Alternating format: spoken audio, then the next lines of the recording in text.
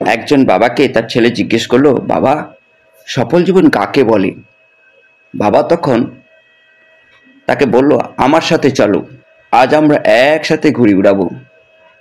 অতঃপর তারা বেরিয়ে পড়ল এবং খেলার মাঠে গিয়ে বাবাটি ঘুড়ি ওড়ানো শুরু করলো আর ছেলেটি মনোযোগ সহকারে দেখতে লাগলো। আকাশে ঘুড়িতে বেশ ওপারে ওঠার পর বাবা বলল, এই দেখো, ঘুড়িটা অত উঁচুতে কেমন বাতাসে ভেসে আছে। তোমার কি মনে হয় না যে এই সুতোয় বেঁধে রাখার কারণে ঘুড়িটা আরো উপরে উড়ে যেতে পারছে না? তখন ছেলে বলল, সেটাই তো মনে হচ্ছে বাবা, সুতো না থাকলে ওটা আরো উপরে উড়ে যেতে পারত। এটা শুনে বাবাও উনার হাতের সুতোটা কেটে দিলেন আর ঘুড়িটা সুতার টান মুক্ত হয়ে প্রথমে কিছুটা উপরে গেল, কিন্তু একটু পরেই নিচের দিকে নামতে নামতে নামতে মাটিতে পড়ে গেল।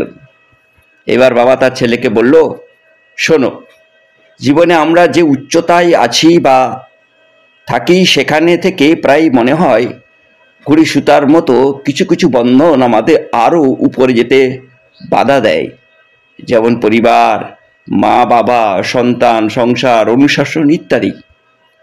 আর আমরা সেই সব বাঁধন থেকে কখনো কখনো মুক্ত হতে চাই।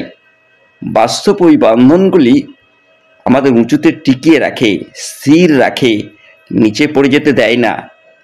ওই বন্ধন না থাকলে আমরা হয়তো ক্ষণিকের জন্য কিছুটা উপরে যেতে পারি, কিন্তু অল্প সময়ে আমাদের পতন হবে, ওই বিনা সুতোর ঘুড়ির মতোই।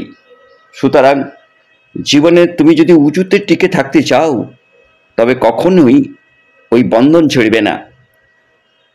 সুতা আর ঘুড়ির মিলিত বন্ধন যেমন আকাশে ঘুড়িকে দেয় ভাসমান এবং ভারসাম্য, তেমনি পরিবার, পারিবারিক ও সামাজিক বন্ধনও আমাদের জীবনে উচ্চতায় টিকে থাকার ভারসাম্য দেয়।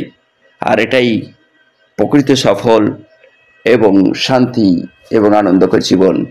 সকলে সুস্থ থাকুন, ভালো থাকুন।